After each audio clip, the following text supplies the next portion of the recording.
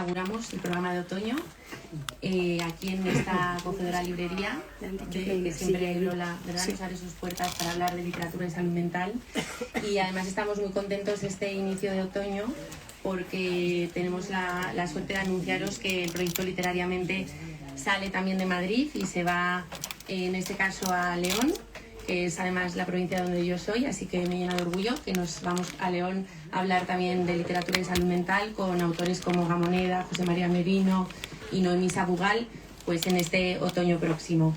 Y este proyecto obviamente es una idea de Raúl y también una idea mía, pero no podríamos llevarlo a cabo si no es con la ayuda de las instituciones que nos respaldan, sobre todo de la Fundación Manantial y el Hospital Ramón y Cajal, aquí hoy representado por mi jefa de servicio, la doctora Ibáñez, y por la doctora Palacios, jefa de continuidad asistencial del hospital.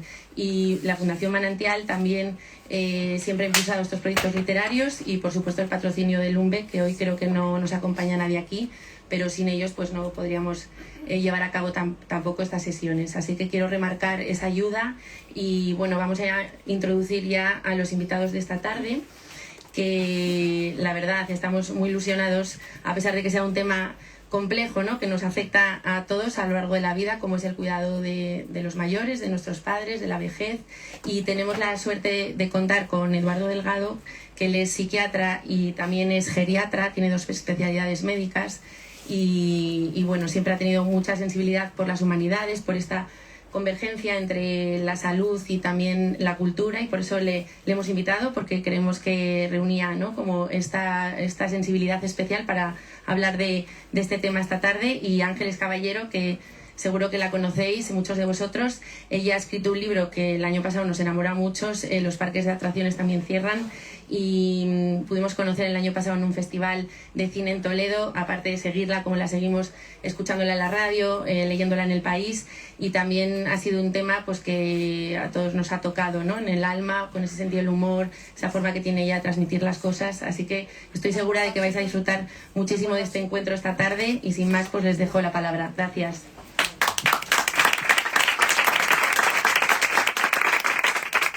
Bueno, muchas gracias a todos por venir.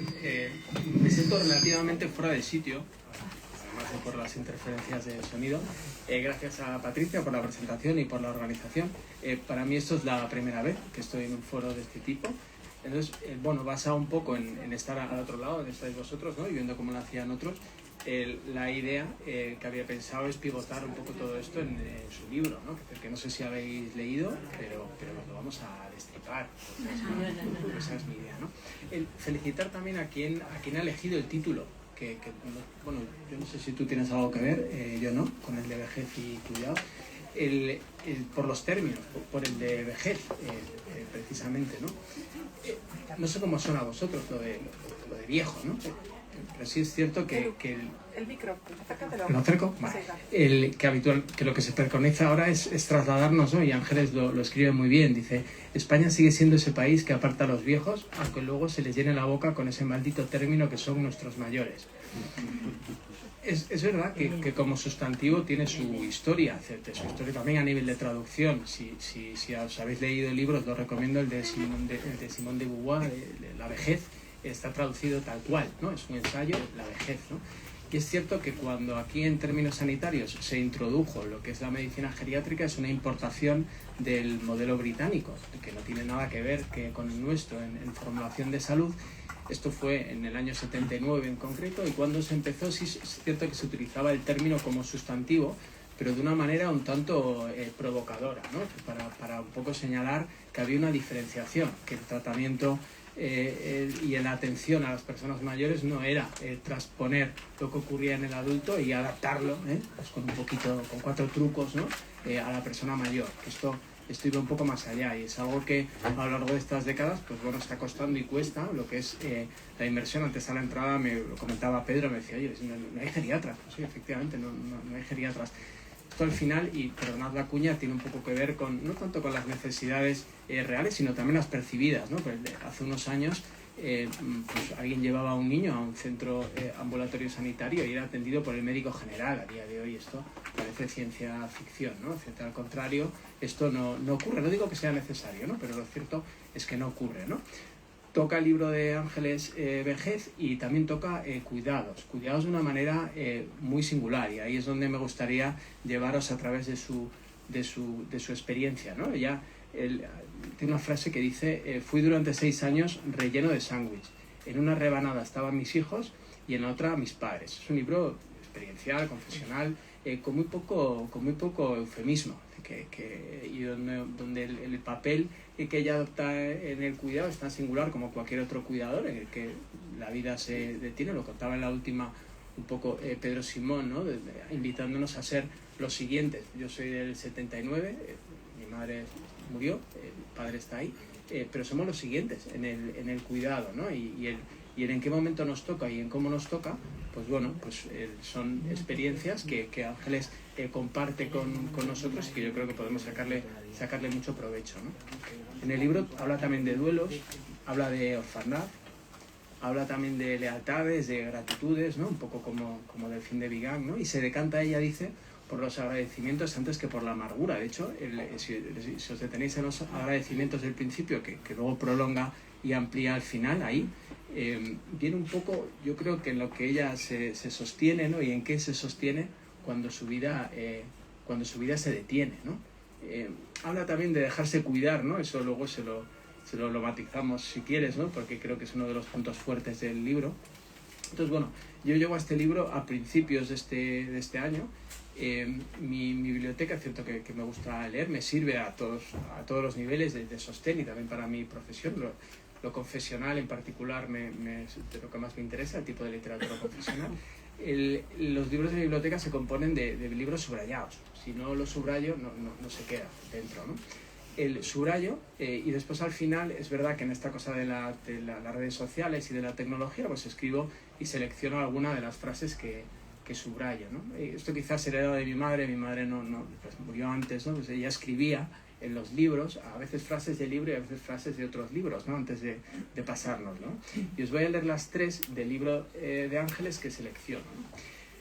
Dice, claro, cuando seleccionamos una frase al final tiene mucho que ver con nosotros, ¿no? Además me entré de mucho y de golpe. Entre sala de espera y sala de espera, sentada en esas sillas de plástico tan duras y en las que tanto cuesta encontrar la postura. En ese sillón de acompañante en el que es imposible dormir.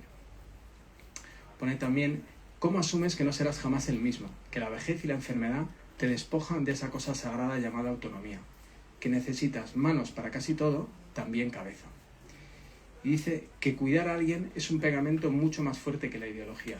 Que nadie sabe nada hasta que no le toca. Sí, un poco como introducción general. Luego, pues lo que mi idea es, ¿no? Seguir un poco la estructura de tu libro, de los 3 bloques, de la presentación, ¿no? Y el desarrollo de la relación de cada uno de ellos. Pero no sé qué te parece, ¿no? Un poco como aperitivo inicial, ¿no? de un lector, en este caso yo, y que estas son las ideas que a mí más me impactaron, ¿no? De lo que cuentas ahí.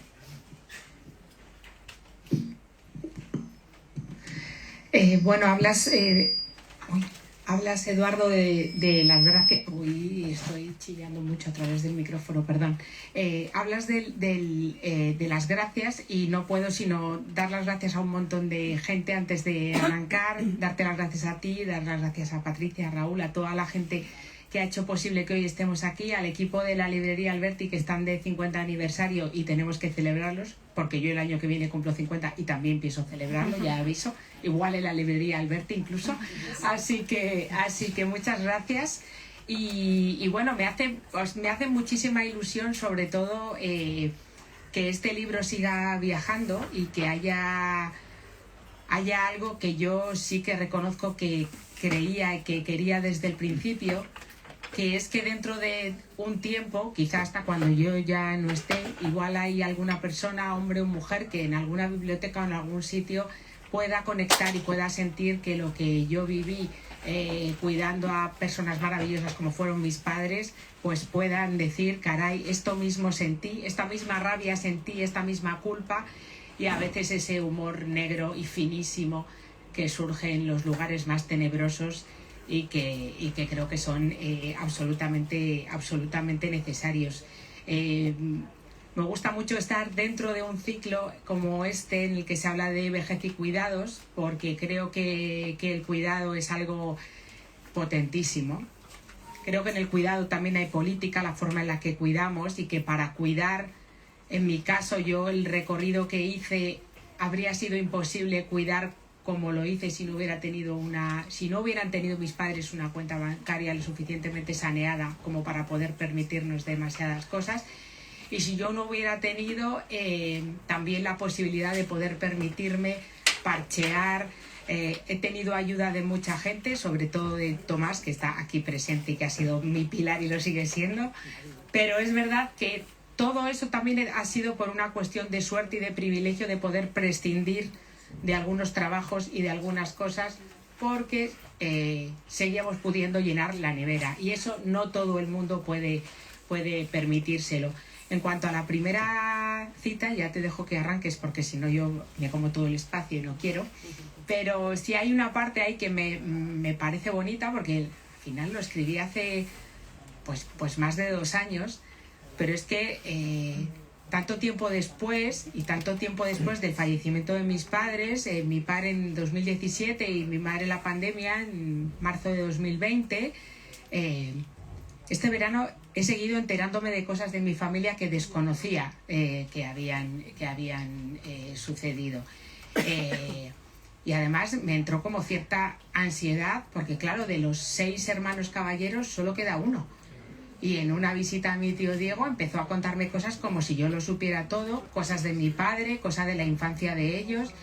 Y es verdad que te sigues enterando de cosas que creo que te ayudan a hacerte al final un mapa que te ayuda a veces a sostenerte, pero que a veces también te desgasta. Hay cosas de las que te enteras que te suponen un pellizquito, y yo intenté aquí, para no parecer que estaba nublado todo el rato, intenté meterle sentido del humor, porque ahí el mejor profesor fue mi padre, que llevaba la nariz de payaso, aunque llevaba las procesiones por dentro, y esa nariz la he heredado yo y espero no perderla nunca. Sí, de hecho, tío Diego aparece, ¿no? En algún momento del libro, ¿no? Ya haciendo eso, ¿no? Dándote datos, ¿no? Que en un momento de enfermedad, que es una de las aperturas posibles cuando hay un cambio, ¿no? En una transición, por ejemplo, lo que contabas en la presentación de los personajes, de cuando tú eres madre, ¿no? Hay una aproximación a tu madre, ¿no? Desde ese rol compartido con información y situaciones que antes no conocías, ¿no? Y también la enfermedad, ¿no? En el caso de tu padre, que aparece primero, que de qué cosas te vas enterando y cómo te ayudan de alguna manera a dar un sentido a lo que estabas viviendo en ese momento y a cómo decides vivirlo también, ¿no? Efectivamente es político. El cuidado al final etimológicamente viene de pensar, ¿no? Y muchas veces... ¿Puede ser? Viene de pensar, ¿no? Y lo apagaste tú. No, bueno, en verde está. Ahí. Sí. Así. Y en que el cuidado efectivamente es política, o que hay una parte de política en el cuidado que etimológicamente viene de pensar, ¿no?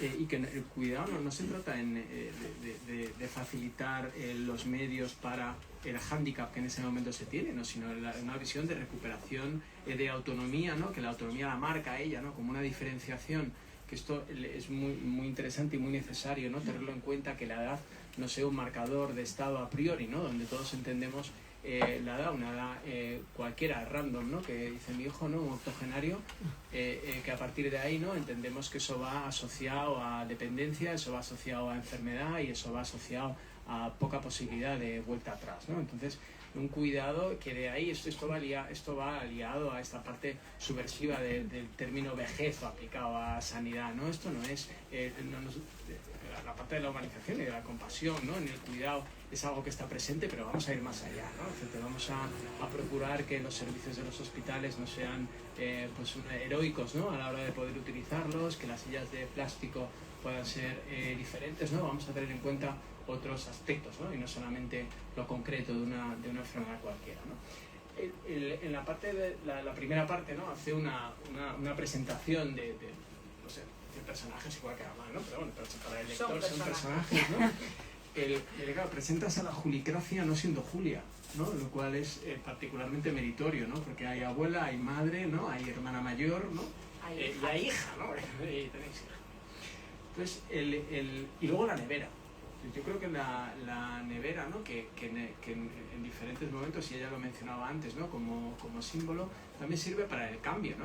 La nevera puede estar llena o medio llena, pero ¿qué contiene? ¿No? Y si es diferente lo que contiene, al final es una señal de cambio, ¿no? Y nos puede alertar a que quizá ahí esté pasando algo, ¿no? Y eso es un poco lo que ocurre, ¿no? en la historia, en su historia, ¿no? en la que pone aquí en papel, ¿no? Nos presenta a la abuela primero, ¿no? A la abuela centenaria, 105. Dice, la vi llorar muy pocas veces y seguía llamando viejas a las de 70, entre las que estaba su hija. Jamás habló de política y estaba empeñada en que todo el mundo era mucho más anciano que ella. Sabemos muy poco de longevidad.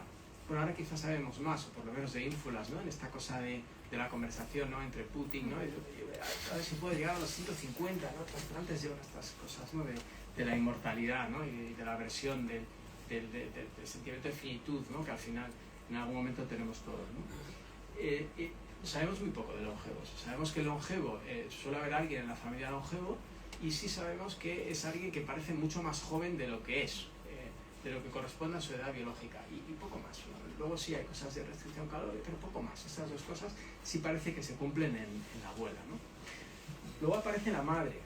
Y yo creo que es un eje la madre, y es un eje, y además sí que en ese sentido, ¿no? Y lo comentábamos antes de llegar por fuera, que para el lector agradecemos enormemente que no hicieses una presentación de la madre, pues un poco, o sea, lo del fin de vida, ¿no? A nadie se opone en la noche, ¿no? La madre en la cama, suicidada, ¿no?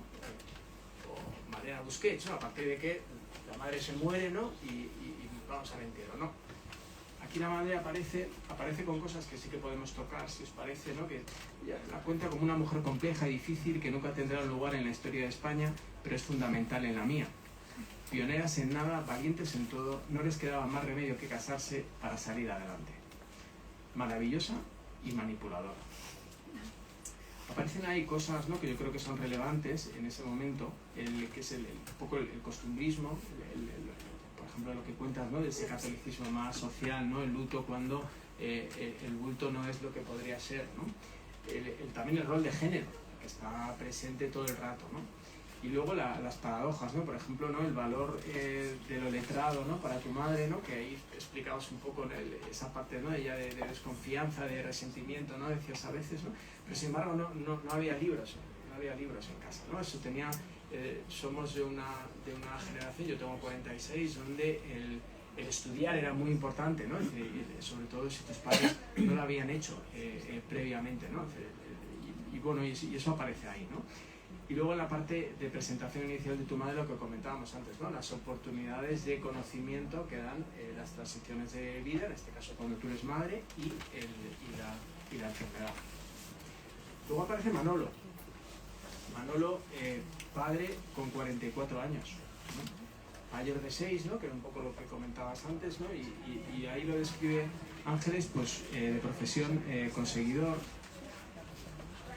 Señalas, y aparece varias veces en el libro, a tu abuela Inés, siempre de la misma manera, y luego es verdad que al final dices, ostras, ¿no?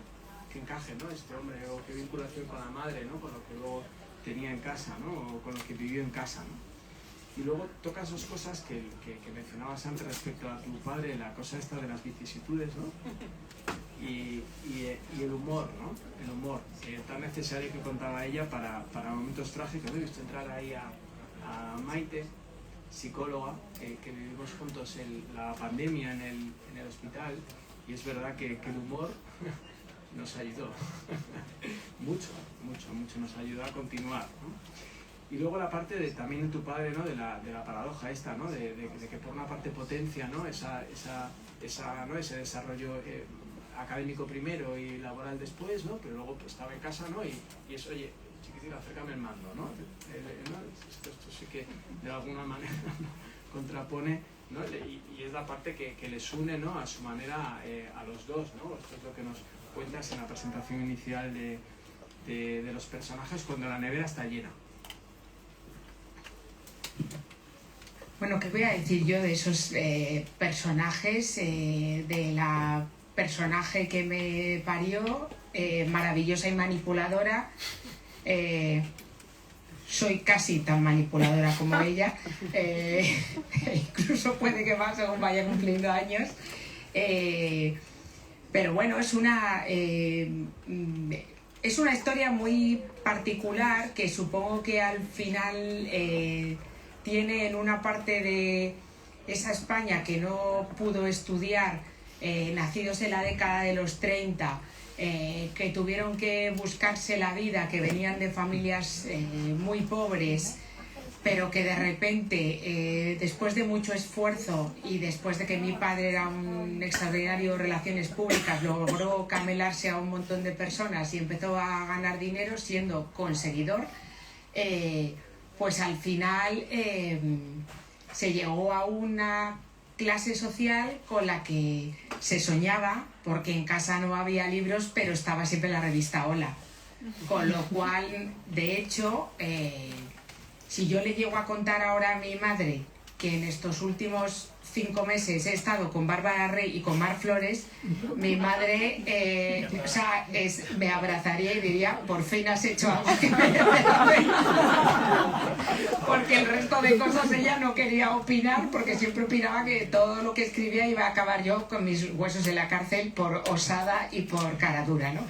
Entonces es verdad que esa España que consiguió, que ha envejecido fatal esto, pero que consiguió comprarse el primer abrigo de pieles, que consiguió comprarse un Mercedes, claro, no, era un Bisón, el resto era, según ella, era cosa menor. Pero era el Bisón, era un Mercedes, era comprarse un buen brillante, a poder ser del tamaño de un garbanzo, de los gordos, no de los pequeños, y era esa sensación de él, si algunos han podido, ¿por qué nosotros no? Pero manteniendo siempre esa cosa de él, pero hablar poco, porque se nos va a notar que no tenemos estudios, que podemos pagar este restaurante, pero que no sabemos distinguir una cosa de la otra. Me estoy acordando ahora de algo que no reflejo en el libro, pero me estoy acordando ahora de la primera y única vez que yo fui al restaurante Zalacaín con mis padres. Vino mi abuela centenaria, por supuesto, y fuimos allí, y entonces llegó el señor, el sommelier, y claro, no sabíamos qué hacer. Entonces esto nos puso a todos tensísimos. Luego me trajeron un postre y yo me puse a llorar porque pensé que se les había caído un estropajo y era caramelo hilado, que habían hecho allí una reja maravillosa. Entonces, y mi madre como: ay, Manolo, qué vergüenza, si es que no teníamos que haber venido. Bueno, pues todas esas cosas construyeron eso, y cada uno tiene los recuerdos y las anécdotas y tiene su mapa emocional y de imágenes en su cabeza. Pero es verdad que yo creo que a la hora del cuidado, aunque como digo es determinante absolutamente la situación que tengamos económica y la red con la que contemos, pero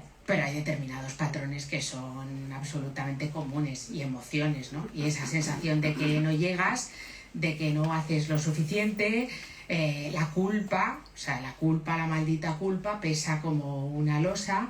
Y bueno, creo que en esas salas de espera donde te enteras de cosas de tu familia, también compartes absolutas intimidades con gente a la que no has visto en tu vida, pero porque están esperando algo muy parecido, o algún familiar, algún resultado de analítica, y sabes que la noche va a ser larga y que a ver dónde está el cargador del móvil, por Dios, tráeme algo de la máquina de vending. Entonces todo eso yo creo que crea una comunidad que nos hace a todos muy parecidos, además de las ojeras y de la sensación de tremendo cansancio. Es verdad que yo también, aparte de ese privilegio, y antes lo comentaba con dos personas que han venido ahora a la charla, cuando hablamos de humanizar los cuidados, siempre tengo cierto pudor a la hora de verbalizarlo, porque a veces se tiende a confundir el humanizar los cuidados con infantilizar a los viejos, iba a decir la población más anciana, y bueno, iba a hacerme un lío como la red esta de estropajo, que yo pensaba que era estropajo, era caramelo.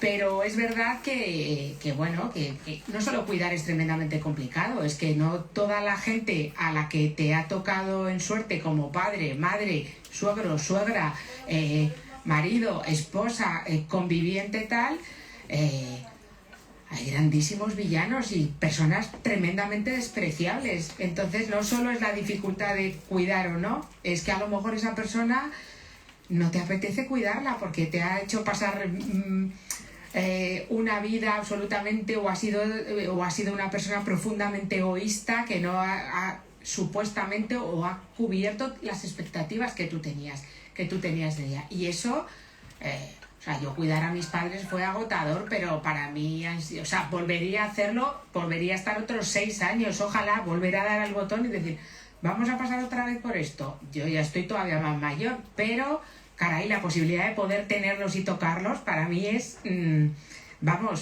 si pudiera lo haría ahora y daría lo que fuera. Pero claro, pero también he tenido a gente en la sala de hospital que te cuenta unas historias que puedo tirar de sarcasmo, lo que daban ganas era de entrar y rematar la faena, de decir, vamos a asesinar como en un telefilm a esta persona porque estoy empatizando tanto contigo. Los míos son muy simpáticos, pero tú has tenido muy mala suerte. Sí, a ver, es un punto muy relevante esto que cuentas, ¿no? Y de hecho es algo como que es políticamente incorrecto, ¿no? Por ejemplo, y volviendo un poco al rol de género y cuidados, que ahí nos adentraremos, ¿no? Que la mayoría son mujeres aquí en España, y en esto de que te caiga bien a quien cuidas, es algo que os digo relevante, ¿eh? En trabajos que hemos hecho con una población de gente mayor diferente, con problemas cognitivos, pues fijaos, claro, esto no lo puedes preguntar directamente, ¿no? Se le pasas el papelito y que responda, ¿no? Pero, ¿cómo te cae al familiar al que cuidas, ¿no? Y es curioso porque se relaciona el nivel, hacemos una puntuación, ¿no? De 0 a 10. Y cuanto peor te caía, estaba como relacionado con luego cosas que le pasaban a la persona que cuidabas, ¿no? En cuanto a dinámicas de comportamiento, estados de ánimo, etcétera, ¿no? Es decir, que es muy relevante eso y la vida te sitúa ahí, y eso es un factor a tener en cuenta que sale, por ejemplo, en esas sillas incómodas de las salas, ¿no? Todo esto vicario, que en parte y de alguna manera lo estamos haciendo aquí, ¿no? El compartir en escenarios donde nos une un interés común por algo, ¿no? Que es lo que ocurre en una sala de espera, también ocurre en el viso, ¿no? Cuando ¿no? entablas relación con otros padres ¿no? y habláis de situaciones de vida propias, ¿no? y ajenas, ¿no? De lo que estaba pasando ahí, encuentras ese acomodo en lo experiencial, ¿no? En las vivencias en primera persona que comparten en un momento determinado lo mismo que te está pasando a ti, ¿no? Es decir, yo creo que eso es algo relevante en el cuidado, ¿no? Y la parte esta más de dinámica en casa, ¿no? de que decías, ¿no? Que potenciaba, ¿no? La parte académica potenciaba el acceso al mundo laboral, ¿no? Y esto yo creo que era una cosa que venía de arriba abajo, ¿no? Es decir, a nuestros padres le interesaba que eso ocurriera, ¿no? Y no teníamos que pelearlo tanto, al final, de hecho, resignadamente tenías que acomodarte casi, ¿no? A que formación profesional, ¿no? Pues ibas al bachillerato, ¿no? Pero luego había otros papeles, ¿no? Que tenían que ver, ¿no? Pues con libertad, de índole sexual, de posibilidades, y de saber dónde ahí la pelea no fue tanto de arriba abajo, ¿no? Sino fue de abajo hacia arriba, ¿no? Entonces sí que puedo leer y puedo ir a la universidad, pero tengo que llegar a casa a las 9, ¿no? Y tu hermano llega a casa a las 12, ¿no? Es decir, que eso sí que ha sido una pelea de abajo hacia arriba, ¿no? Pero luego en lo que tiene que ver con cuidados, efectivamente, Ángeles no ha sido, ella no, lo hemos remarcado 2 veces, ¿no? El privilegio de poder tener una situación económica que le permitiese hacer esa parada, ¿no? Que hay muchos otros ejemplos donde esa parada tiene lugar y la situación económica a lo mejor es diferente, ¿no? Y ya vemos cómo se va llenando la nevera, ¿no? Sí que me gustaría tocar y compartir contigo un poco de cómo ejerces tú el papel de cuidadora, ¿no? Y un poco en la línea de esa infantilización que decías tú, ¿no? Que a veces eso es algo que también concurre, ¿no? En alguien de 80 años, ¿no? Donde le presuponemos incapaz de gestionar lo que le compete y lo que le ocurre, ¿no? Y esto es algo todavía muy generalizado a nivel social y también a nivel nuestro en el sistema sanitario, ¿eh? Si vais a una unidad de hospitalización donde haya personas mayores ingresadas, si os fijáis, el equipo médico, el tiempo que invierte fuera de la habitación, hablando con el que se presenta como familiar, es inversamente proporcional al que pasa en la habitación con la persona que está ahí sentada y enferma. Y esto es algo que tú vives también en un momento de enfermedad de tu padre, pero antes de eso, cuando tú estás estudiando y él empieza a enfermar, ¿no? Y tú te sitúas de una determinada manera en el cuidado, primero lo cuentas como algo más utilitario, ¿no? Desde esa, ¿no? Padre no consumidor de recursos sanitarios en Salamanca, ¿no? En el barrio Salamanca, no en Salamanca. Y tú ahí te sentías como de acompañante, ¿no? Me utilizaba para no pagar el parque. Hasta que luego hablas de esa firma de cambio de roles, ¿no? Que tiene mucho que ver con los genitales, ¿no? Y que esto es algo que cuentan los cuidadores, ¿no? La primera vez que tengo que ayudarle con el pañal a mi padre o a mi madre, ¿no? Tú ahí, esa es una cena en urgencias, ¿no? Donde en el baño no se apaña y tú, hostia, ahí, hemos firmado el cambio de roles, ¿no? Y ahí sitúas a tu madre y dices, en plena mudanza a un planeta en el que se quedó para siempre. Y te marco, y una cosa que me llamaba la atención, dices, me había autonombrado dueña y señora de los designios de mis padres. Me ocupé de una casa que no era mía y descuidé aquella en la que dormía. Teníamos trabajo e hijos sanos, también menos conversaciones. Teniendo aquí con el que conversar. Bueno, a ver, es verdad que bueno, la escena y o sea, dentro de cuando uno empieza a echar la vista atrás y ve cuando se producen esos cambios de roles, aparte del día que abres, que es como arranca el libro, que abro la nevera y veo que no reconozco nada, la nevera de mis padres, porque está llena de cosas precocinadas y donde había huevos ahora está la insulina de mi madre y que digo de repente, uy, esta no es mi madre, que me la han cambiado, y me empiezo a dar cuenta de esas cosas. Ese fue un momento. Es verdad que lo del cambio de pañal pues fue un momento íntimo y también fue un momento salvaje y también con un punto cómico, porque quiero decir, un cuarto de baño del Hospital Universitario de Getafe donde entramos, mi padre quiere hacer pis, se le cae el pañal, ve que yo estoy viéndole así íntegramente tal y como vino a este mundo, entonces empieza, joder, ayúdame, qué vergüenza. Bueno, pues ya sabes que yo me daban ganas de decirle, como si no te hubiera visto desnudo 1.000.000 de veces, porque mi padre ahí tenía pudor, pero no era un hombre pudoroso, ¿no? Ese fue un momento en el que te das cuenta de, bueno, pues esto ya ha sucedido. También me pasó con mi madre, ¿no? En la residencia, que hubo unos días que estuvo un pelín, yo creo que era por una infección, y estuvo en la zona de observación, y entonces el médico de la residencia me dijo, bueno, es que mira, tu madre, no sé qué tal. Entonces yo salí, estaba mi tía Mari Carmen y me dijo, Mari, ¿qué te han dicho? Digo, pues mira, ya he visto por dónde salí, que no lo había visto eso nunca, porque mi madre nunca quería enseñar absolutamente nada, ni las rodillas, era todo lo contrario. Entonces, bueno, pues ese tipo de cosas te das cuenta de, bueno, pues acabo de ver los genitales de mi madre, pues con 80 años. ¿Qué tal, mamá? Pues aquí estamos las dos, ¿no? Y son unos momentos en los que intentas trasladarlos, pero luego sales y dices, bueno, esto que acabo de ver, pues bueno, nunca es tarde para descubrir partes de cuerpos que creías que no ibas a ver nunca más. Pero es verdad que parte de esa situación, de la situación que uno tiene, al final con el cuidado, quizá la mejor conclusión, o quizá la única a la que a veces se puede llegar, es que en el cuidado llegas hasta donde llegas. Cuando tienes que asumir que no vas a llegar a todo y que no puedes ser la esposa que quieres ser, la madre que quieres ser, la hija que quieres ser, la periodista que quieres ser, pues llega un punto en el que dices, bueno, lo que tiene fecha de caducidad va a ser esto. Con lo cual yo asumí el rol del cuidado de mis padres, me reconozco absolutamente en la parte Martín, no tanto caballero, me lo tomé como si fuera una copla, no sé si de Concha Piqué, pero una de estas desgarradas y tremendas donde yo tenía que entregarme y desollarme viva si era preciso, porque yo tenía que estar a la altura. Es verdad que incluso el hecho de tener una hermana 14 años mayor viviendo en Estados Unidos era como si yo tuviera que competir conmigo misma. Entonces, toda esa manera fiera y exagerada de yo tengo que ir a ver a mi madre cuando falleció mi padre todos los días a la residencia, como si tuviera que fichar, pero porque yo era como si en el fondo quisiera castigarme, ¿no?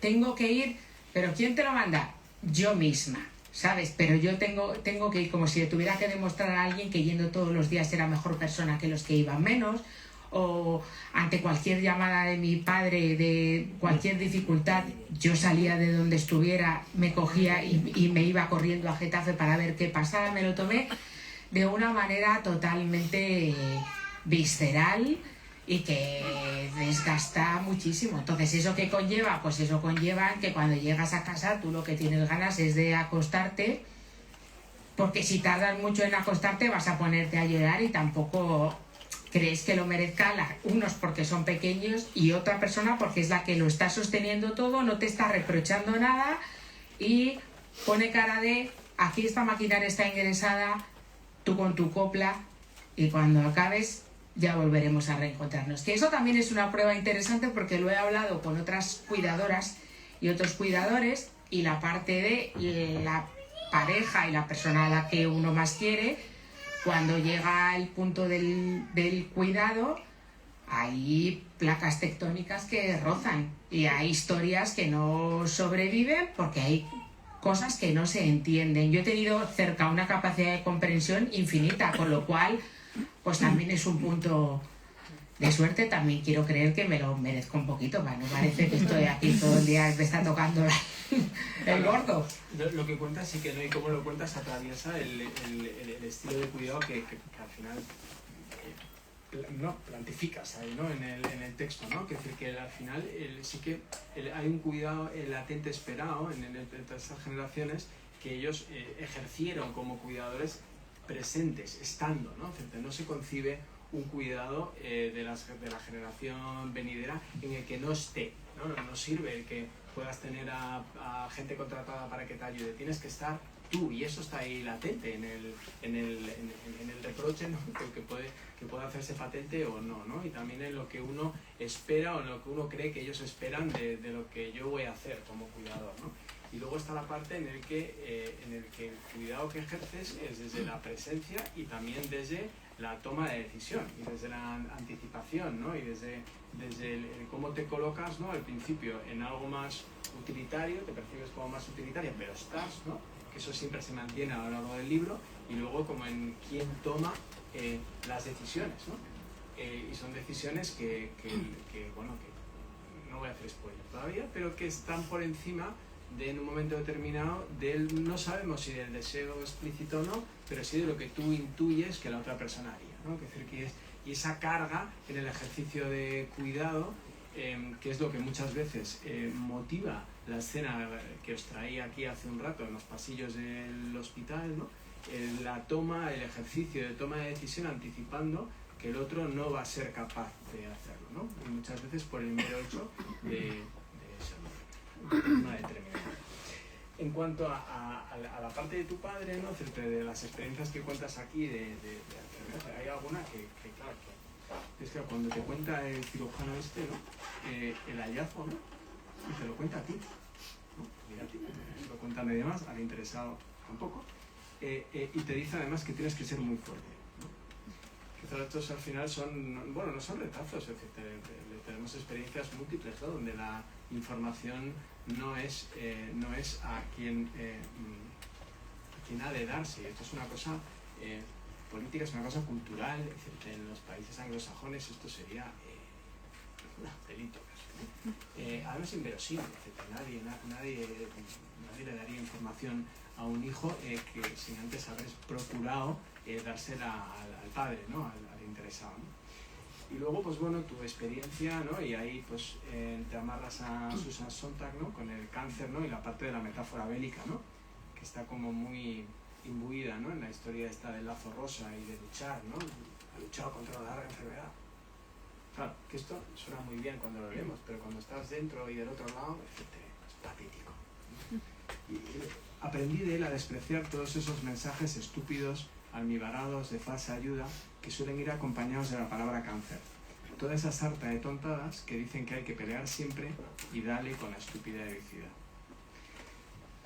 Coinciden y confluyen en un tiempo, ¿no? El periodo de agonía de tu padre, ¿no? Y del procedimiento de quimioembolización de tu madre, ¿no? Para darle más tensión, ¿no?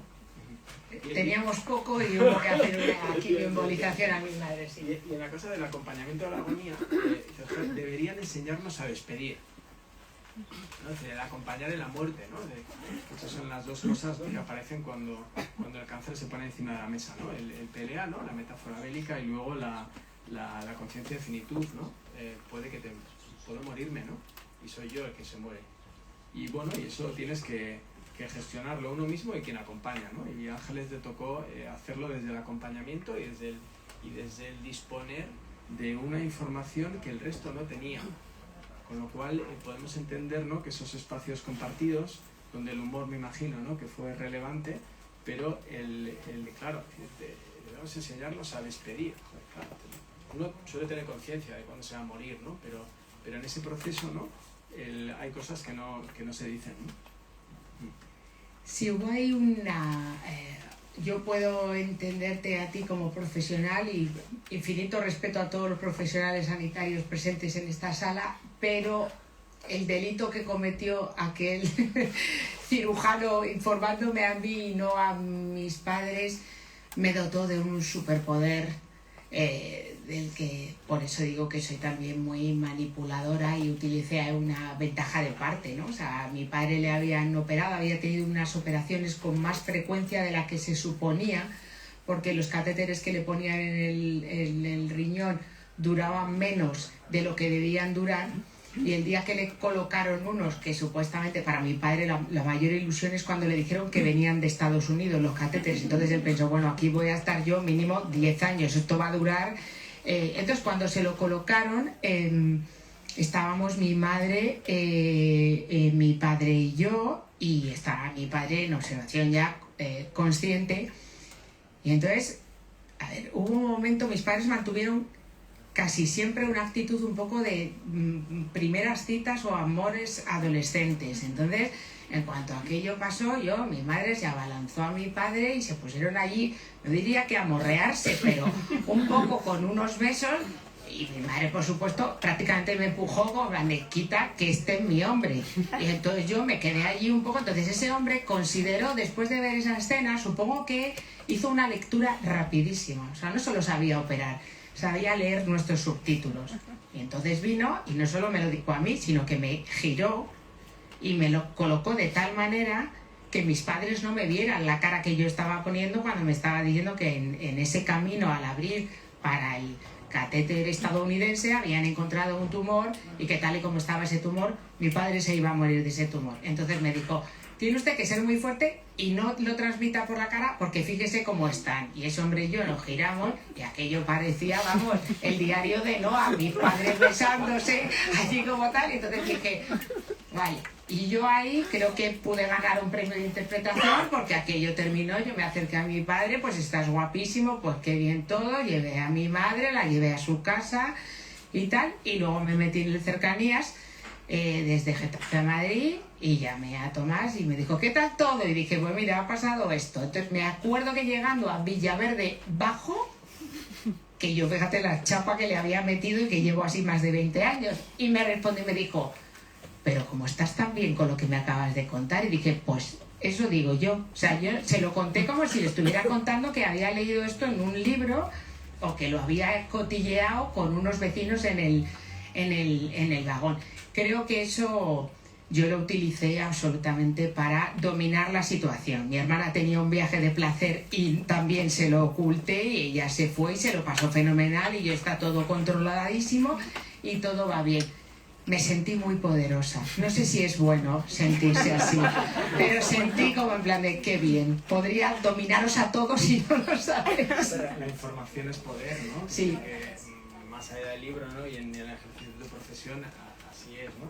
Pero es verdad que es un poco la evolución de la pegatina, ¿no? Que ya tenías la pegatina, ¿no? Y también tiene sentido, ¿no? Que le puedas dotar, ¿no? Y de empatía, ¿no? A quien te lo dice, pero también hay algo estructural, donde más allá de que sea muy empático este hombre, es lo que habitualmente tiende a hacerse, darle información al entorno y no a quien.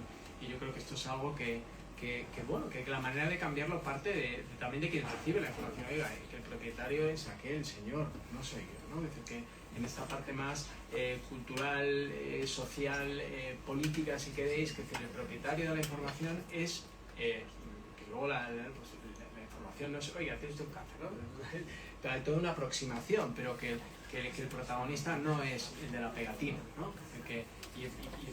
Y ella pues efectivamente ha tenido, ¿no? y se ha sentido con poder, pero es un poder que el sistema y quien ha tratado con nosotros, que te ha dado, y que no es algo excepcional, ¿no? Disculpa, en cuanto a lo de despedir, hay una parte que yo sigo pensando que es fundamental, esa preparación que tiene que ver con todos los, yo creo que todo tipo de profesional que tratáis con pacientes cada día, podéis saber cuáles son las teclas que tenéis que tocar en nosotros, ¿no? Cuando a veces he mencionado esto, no quiero que se interprete como no nos enseñan a despedir de cuál es la última frase que vas a decir y que, o sea, se va a tatuar la gente, ¿no? Cuando la digas, o sea, uno no se muere como se muere Tilda Swinton en la última de Almodóvar, que está recitando no sé qué, y digo, bueno, chica, o sea, la gente no se muere así, y quiero muchísimo a Pedro Almodóvar, pero la gente no creo yo que se muera así. Yo afortunadamente no he visto morir a mucha gente, pero sí sé que la última frase que dijo mi padre antes de perder la conciencia fue, joder, aquí no hay jamón, ¿o qué? Cuando le trajeron la bandeja de la comida. Y que la última frase que le dijo a mi madre fue, Juli, tan guapa como siempre. Y ahí yo se lo llevo reprochando a este señor, que yo quiero que si yo me muero antes, la última frase, haya una frase así, porque dije, caray. De hecho, me acuerdo que mi hermana y yo nos miramos y dijimos, bueno, ¿y ahora qué hacemos? Nos dan ganas de divorciarnos. Esto es una despedida, el resto no tal. Pero es verdad que son frases que nacen y que bueno, que tampoco te vas a poner con una persona, además, es decir, si es alguien que fallece, o como ha fallecido Robert Redford, durmiendo en la cama, pues es la muerte soñada, ¿no? Pero después de haber un cierto proceso de desgaste, de ver que estás dejando constantemente de reconocer a la persona, a una de las personas que más has querido, no digo nada si la enfermedad lleva un componente de deterioro cognitivo, pues aprender a despedir no es de repente un día con un cuarteto de cuerda decirle determinadas cosas, ¿no? Pero es verdad que el aprender a soltar más que a despedir, a mí me hubiera venido muy bien, porque yo estaba ahí aferrando, me resistía, pero en el fondo sabía que tenía que soltar, y eso en la toma de decisiones es terrible. Sí, a ver, hay toda una evolución en la cultura de la muerte, ¿no? Se ha de alguna manera institucionalizado, ¿no? La gente ya no se muere en casa. Entonces tú decías, creo que no había visto morir a nadie, ¿no? No he visto morir a nadie. Y esto, claro, creo que muchos de los que estamos aquí, de los que estáis, no habéis visto morir a alguien, ¿no? Y generaciones atrás, ¿no? Cuando alguien se moría en casa, ¿no? Y la iconografía, ¿no? El que sabía que se iba a morir se rodeaba de los suyos, ¿no? Y de alguna manera explicitaba el legado. Esto a día de hoy es como, no le diga que se ha morido, no le diga que está fatal, en esa compartir un espacio de agonía en un entorno hospitalario, ¿no? Y mirar a veces al personal sanitario en búsqueda de amparo o soluciones. De hecho, en la literatura confesional, en todo lo que tiene que ver con la salud mental, salimos fatal, ¿no? Con la impresión de que está en un hospital, pues no sé, con un cáncer cualquiera, ¿no? Y en un momento determinado va alguien de salud mental a verle, pues es que quedamos fatal, ¿no? Entonces, es muy difícil entrar, y es muy difícil saber cómo estar y cómo preguntar, ¿no? Y cuál es lo realmente relevante para la persona que está ingresada, ¿no? Y es verdad que no tenemos hemos perdido esa cultura, ¿no? Y la pretendemos, y la hemos sanitarizado, y pretendemos encontrar respuestas en los bata blanca, ¿no? Que al final muchas veces no somos conscientes de lo que decimos y cómo decimos por llevar una bata, ¿no? El impacto que eso tiene, ¿no? Y tenerlo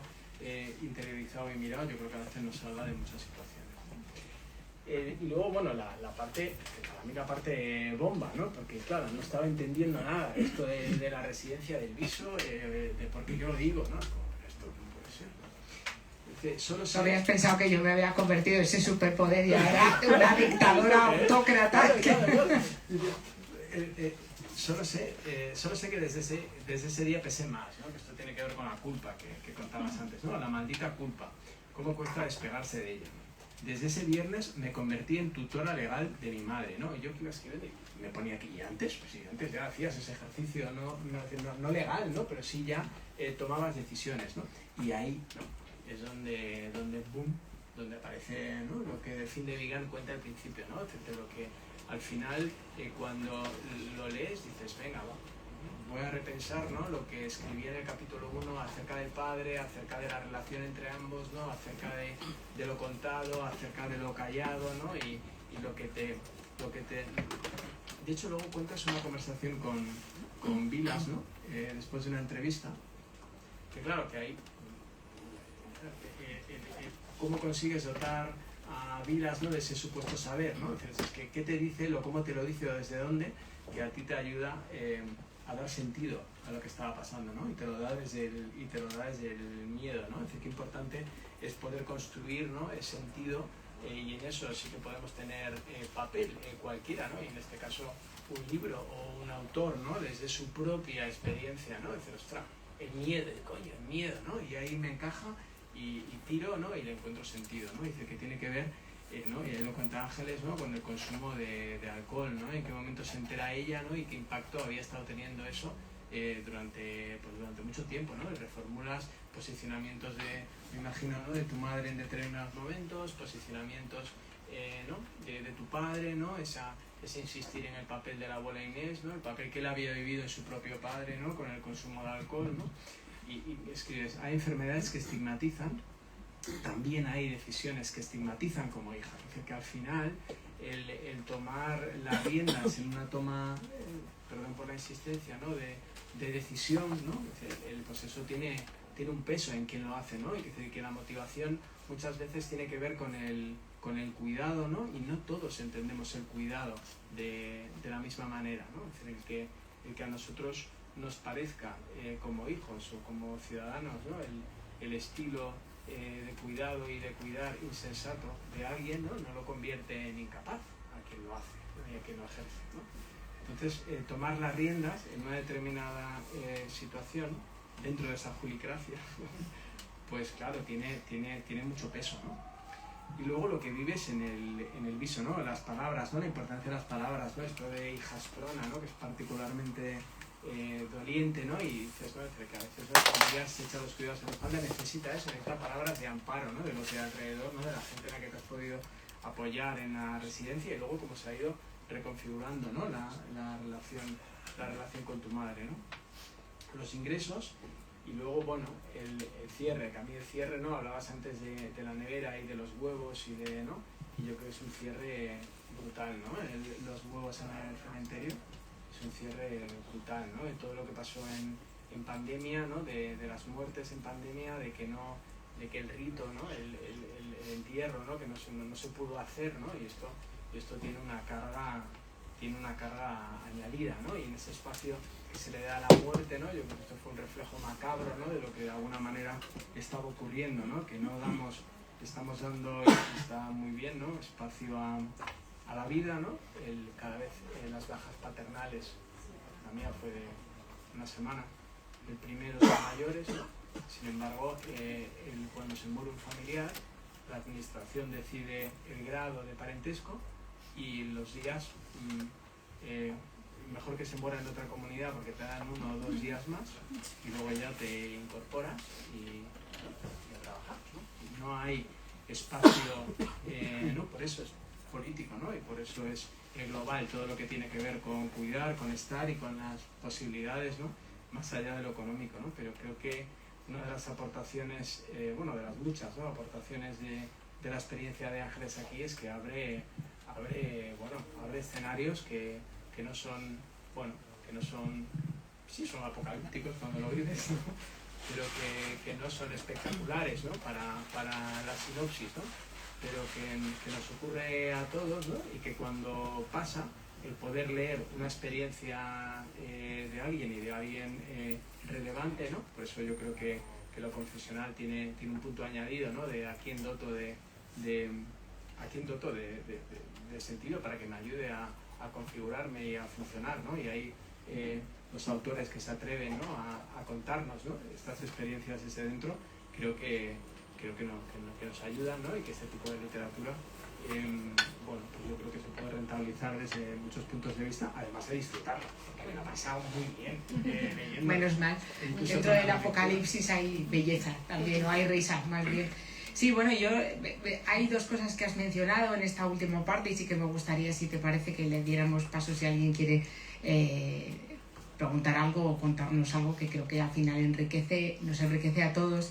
Pero sí que hay algo de las cosas que he aprendido un poco a base de golpes y un poco a base de confesiones propias y ajenas, ¿no?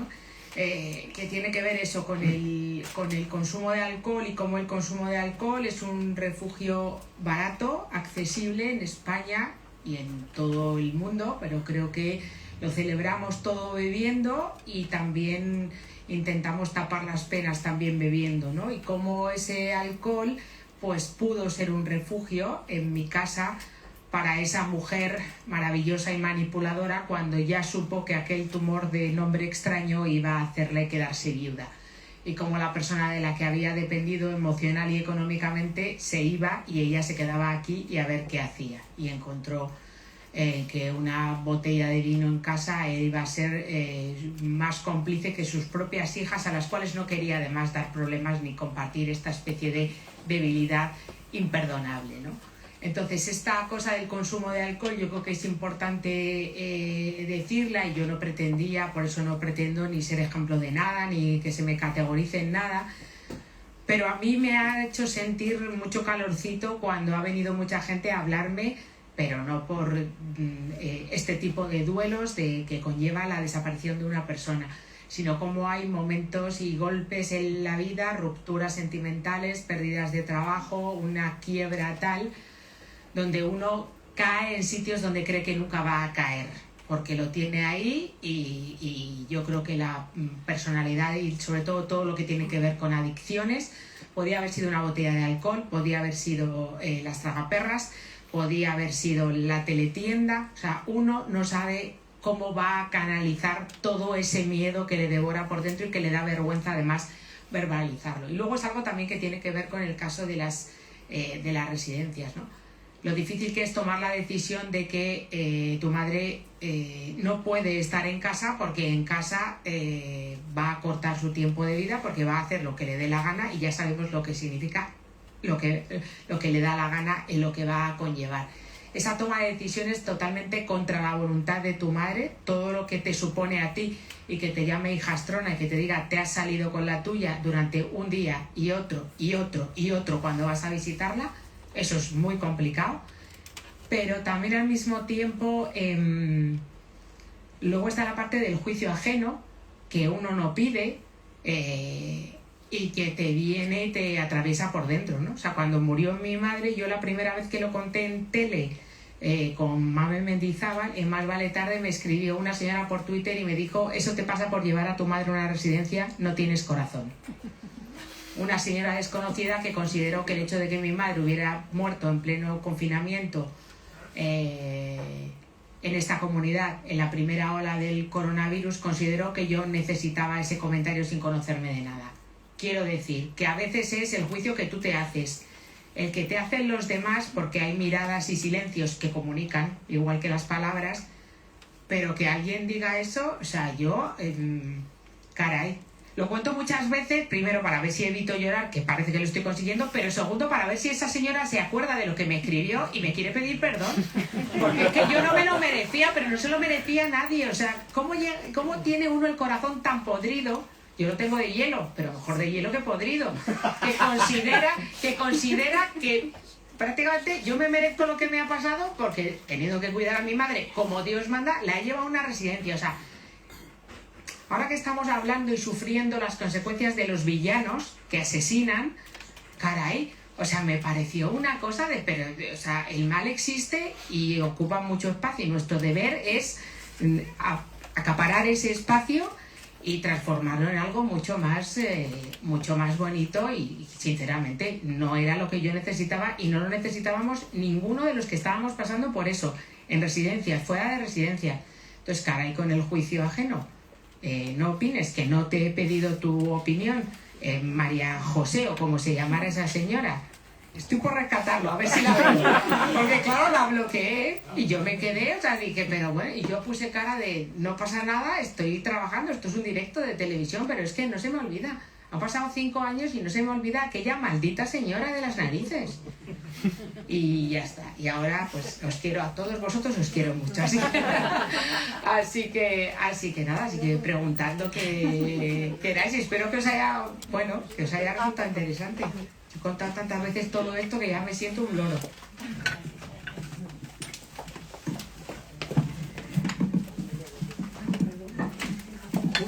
Justo quería preguntar sobre las residencias, sobre el sentimiento de culpa, porque en una edad en la que todos mis conocidos o la gran mayoría tienen mayores a los que hay que cuidar, veo en mi caso, pero también en el de toda la gente que me rodea, guerras a muerte entre hermanos, porque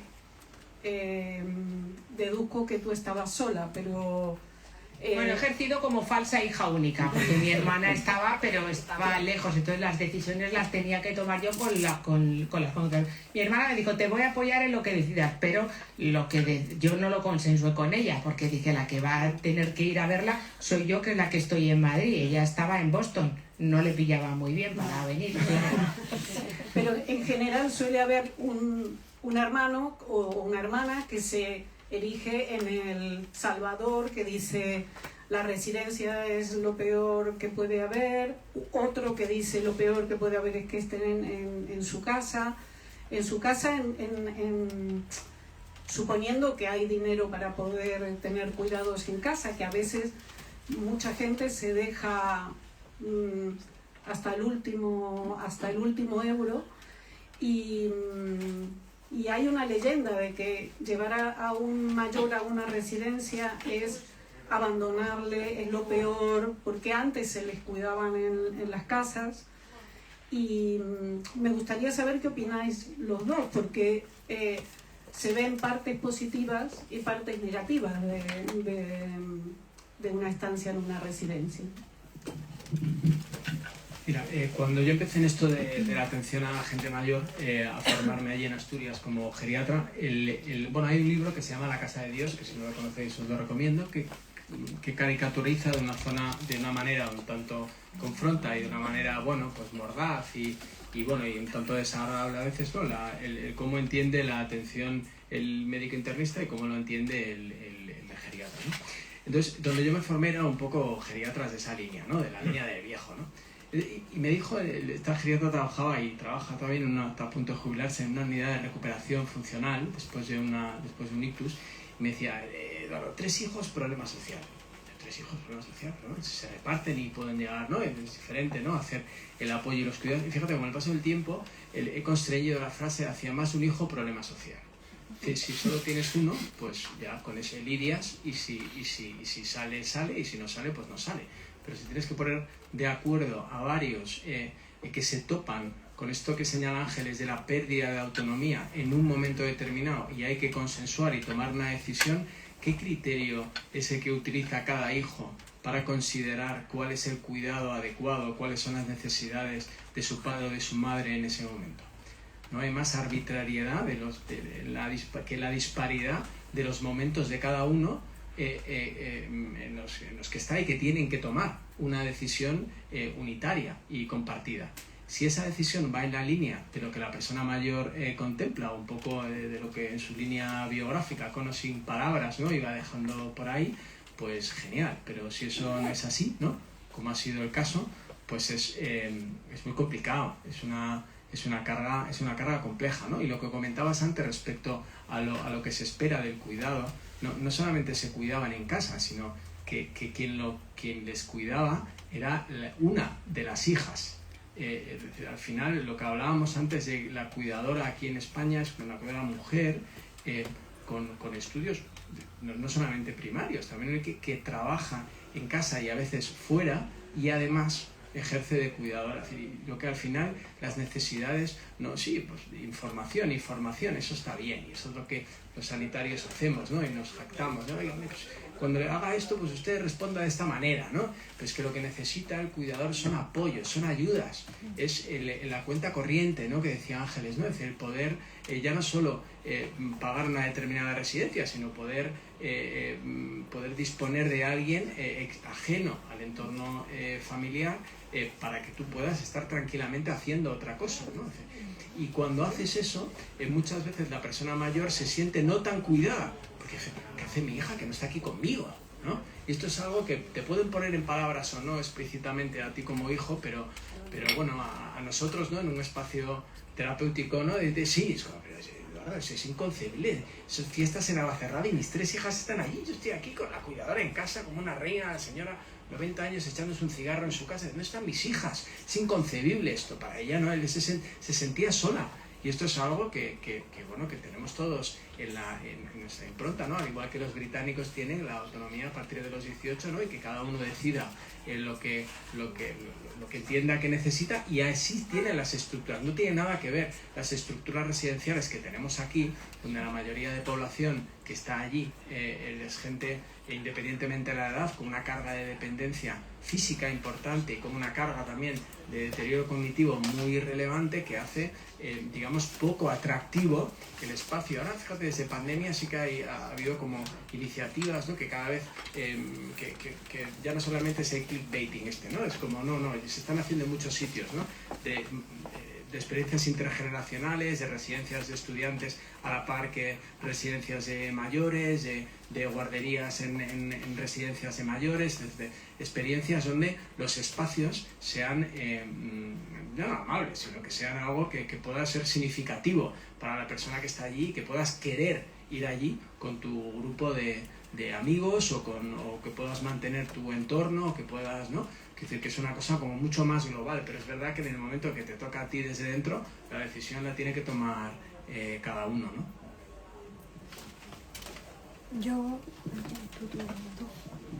Hola, buenas tardes. Yo me siento una cuidadora veterana y lo que más me ha tranquilizado y me tranquiliza hoy día es el asunto de que como cuidador no se hace lo que se quiere, se hace lo que se puede.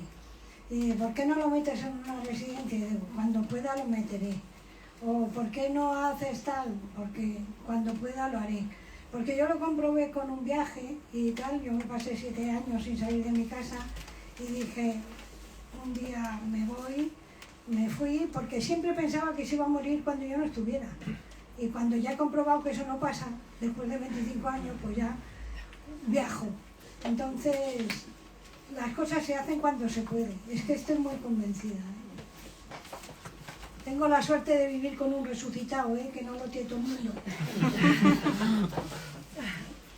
Sí, a ver, yo creo que la experiencia de cuidado, dentro de que todos cuidamos, porque en eso se basan en parte las relaciones humanas, ¿no? Cuando además tenemos que frenar nuestro propio proyecto vital y tomar una decisión respecto a cómo nos colocamos ante una situación, pues bueno, es que lo que hablábamos antes, las decisiones son muy personales, son muy compartidas con tu entorno inmediato.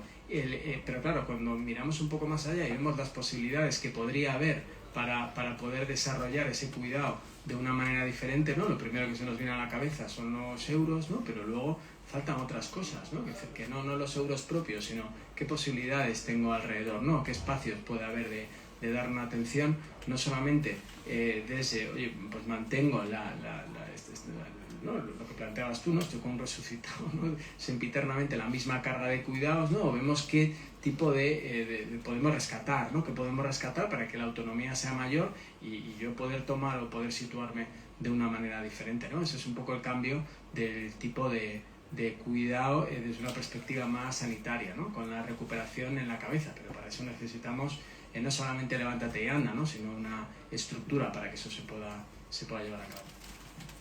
Pregunta aquí. Yo sí que quiero y me gustaría decir ahora, a raíz de esta última intervención, que es que no es algo que diga yo, sí que no, que lo ha dicho una tocaya mía, que es una de las personas que más sabe de cuidados, que es Ángeles Durán, que tiene el cálculo hecho de que el papel de cuidadora se hereda de madres a hijas y con hermanas y hasta con nueras. O sea, el papel acaba cayendo antes en la nuera que en el propio hijo.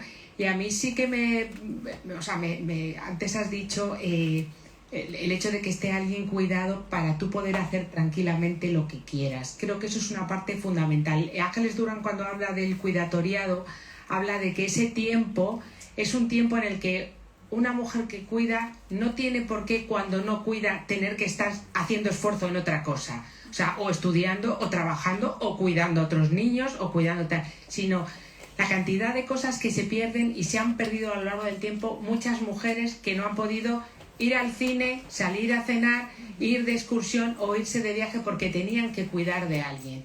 Y yo creo que ahora que afortunadamente está en parte de la conversación pública la corresponsabilidad con respecto a los hijos e hijas, tenemos que hablar de la corresponsabilidad en cuanto a los cuidados de los mayores de la casa y de las personas dependientes.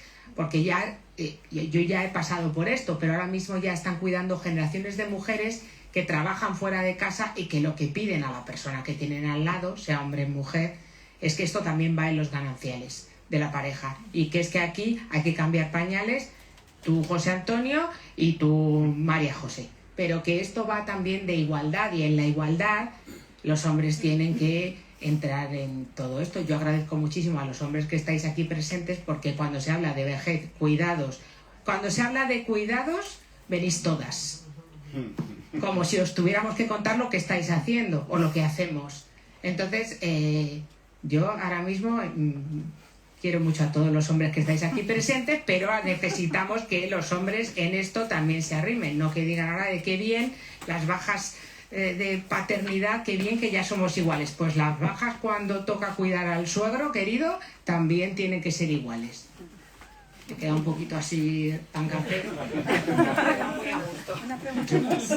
Yo quería preguntar si pensáis que la sociedad española en genérico simplifica este debate posicionando la vejez como si fuera una enfermedad, o sea, vejez y enfermedad, y cuál sería la forma de que se rompiera ese símil o esa comparación. Y otra cosa, yo por mis circunstancias y tal he conocido la figura de los cuidados paliativos. Es un equipo que es multidisciplinar, donde aparece un médico, una enfermera y una psicóloga. Si pensáis que esto se puede meter más en los hospitales y en la vida clínica, y si pensáis que esto mejoraría en algo más la situación y el acompañamiento. Gracias.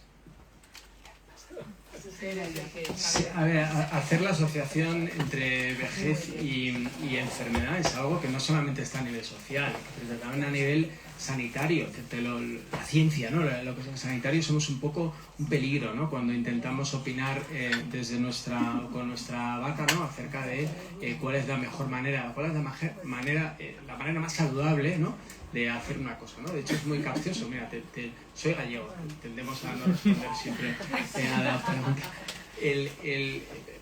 Aquí hay gente mayor, ¿no? El rol de abuelo, ¿no? Decimos desde la sanidad. Claro, ejercer de abuelo es bueno para la salud, porque hemos hecho estudios que la gente que ejerce como abuelo está mejor cognitivamente, camina mejor, más rápido, hace gestiones de una manera mucho más eficiente, ¿no? Y bueno, y eso es así, ¿no? Pero claro, no todo el mundo, no para todo el mundo ejercer ese rol tiene el mismo impacto y el mismo sentido y significado en cada momento. Pero si alguien desde la sanidad lo recomienda como saludable, es un mensaje que, dependiendo de quién lo cuente, tiene un impacto y ejerce sobre el que no lo está haciendo o el que sí lo está haciendo una carga a veces de culpa añadida que no ha lugar, que tenemos peligro, ¿no? Y en ese peligro de asociar vejez con enfermedad están la cosa de los estudios estos poblacionales, ¿no? Claro, la gente mayor se muere más, claro, que la gente joven, ¿no? La gente mayor tiene más probabilidades de tener un problema cognitivo, ¿no? Tiene más probabilidades de ser dependiente, eso es cierto, en comparación con gente de menos edad. pero como marcador individual no dice absolutamente nada. Y lo que tenemos a priori como bagaje también dentro del sistema sanitario no apunta hacia darle un mínimo de autonomía y consideración ciudadana a la hora de devolverle lo que nosotros, para lo que nosotros estamos formados, ¿no? Que es de esto de enfermedad y de hábitos saludables y de esto. Fijaos luego toda la industria que se monta alrededor del envejecimiento saludable y del anti-aging, ¿no? Y ya no solamente en la estética corporal, ya en productos anunciados en radios de una manera vergonzante, ¿no? Para la memoria, para no sé qué y para no sé cuánto, ¿no? Es decir, que hay que sí que tenemos que, y nuestro ejercicio de responsabilidad está en difuminar esa asociación entre vejez y enfermedad, ¿no?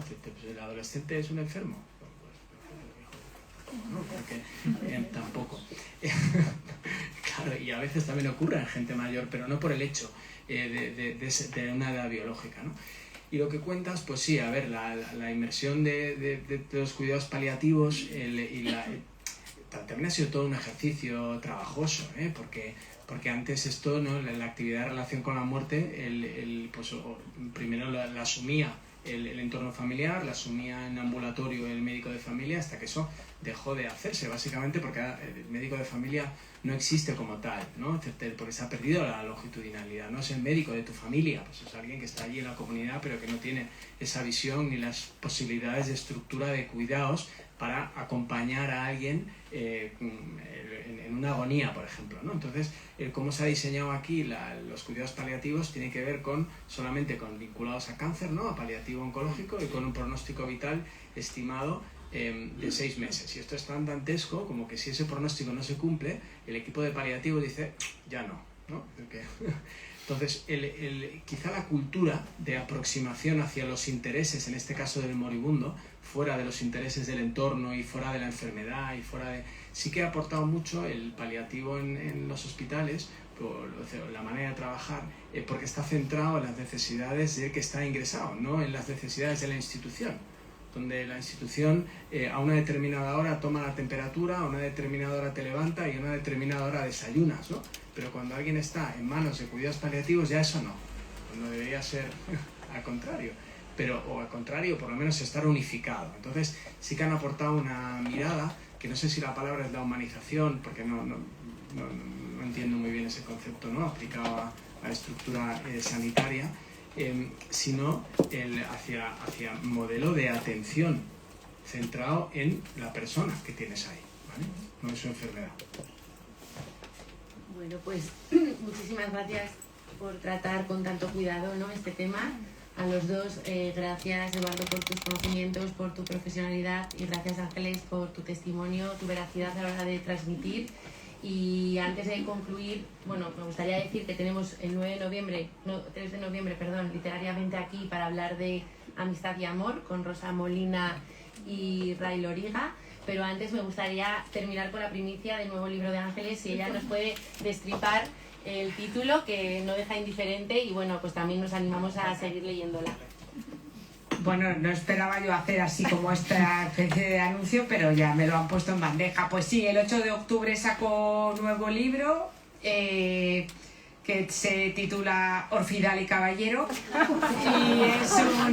y es un diario de reflexiones que está dividido por emociones, un poco como la peli de Inside Out, las cosas que me ponen furiosa, las que me emocionan hasta la lágrima, las que me divierten, y mis pedradas varias. Son algunas reflexiones cortitas, otras más largas. Aquí hay más mala leche que ternura en este nuevo libro, sale el 8 de octubre. Y únicamente ahora, cuando hablas de lo de esta cosa de la vejez y del anti-aging, me permito destripar mi propio libro, porque en una de las entradas, y os pido que a partir de hoy, si llegáis a vuestra casa y ponéis la televisión, os fijéis en alguna pausa publicitaria, sale un anuncio de un desodorante de cuya marca desconozco, pero que anuncia la bellísima presentadora y mujer estupenda Eva González, en la cual el lema del desodorante es que tendrás tus axilas más jóvenes.